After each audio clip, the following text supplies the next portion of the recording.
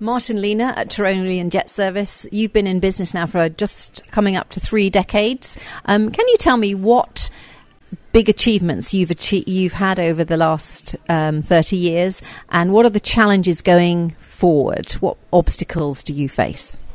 I mean, that's really a very long time to talk about, and in order to keep it short, I mean, I must say that we have been active in so many different fields of let's say private or business aviation. We had once an ambulance company where we offered worldwide EMS services on business jets, the first in Austria. Then we even had a high number of EMS helicopters. So we even supported the EMS system in Austria. We had once an airline owned by our group of companies, which now was sold to Austrian Airlines and Lufthansa. But the core business, which we are happy to run for the Swarovski family, which owns Tyrolean Jet Services, is business and business and private aviation, which we run since 1978. And so, I mean, the market has changed, I mean, several times, significantly. If we look to the especially to the supply and demand balance, that was never such out of the order as today. We have an ultimate high number of business jets available in Europe.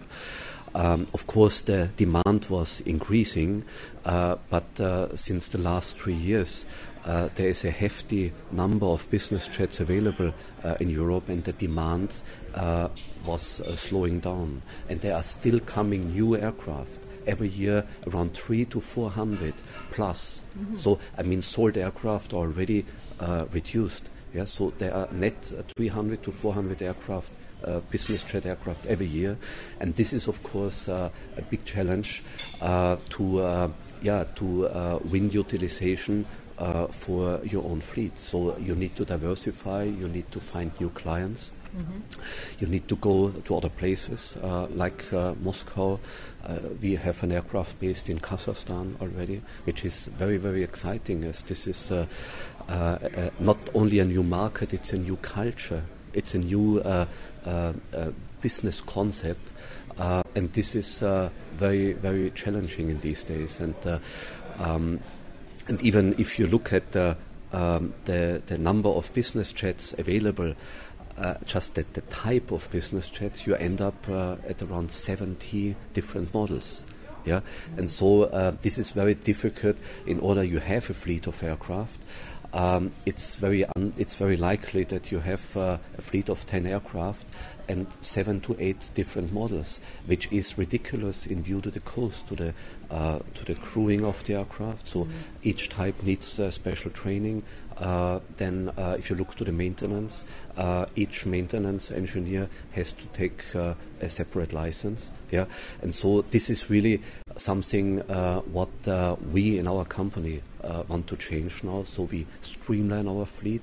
We will reduce our own capacity, as the charter market, unfortunately, in these days does not pay the entire cost due to highest competition. Mm-hmm. Yeah, and so we will always have our own fleet, but a streamlined fleet of several numbers of an aircraft, but the same model.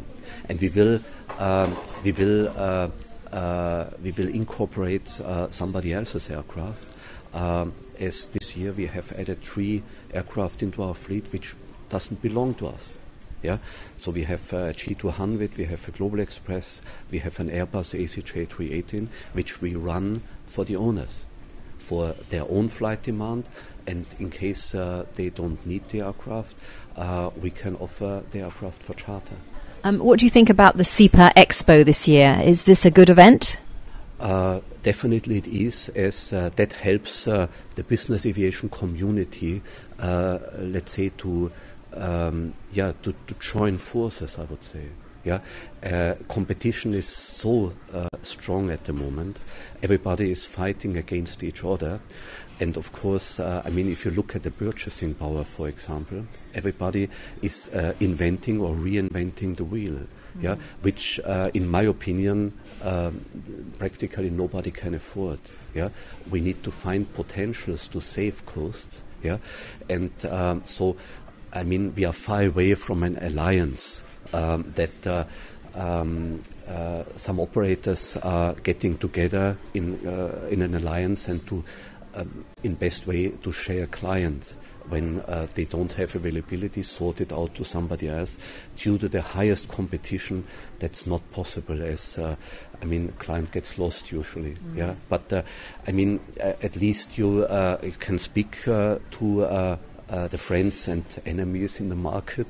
Yeah, you can exchange experience, and there are. In our case, many more friends than enemies, and so we speak on an eye-to-eye level, exchange experience with authorities, for example, and so for such reasons, those associations like EBAA, like SEPA, and also the Austrian Business Aviation Association, really help in order to prevent, to reinvent all the wheels we need to run our companies.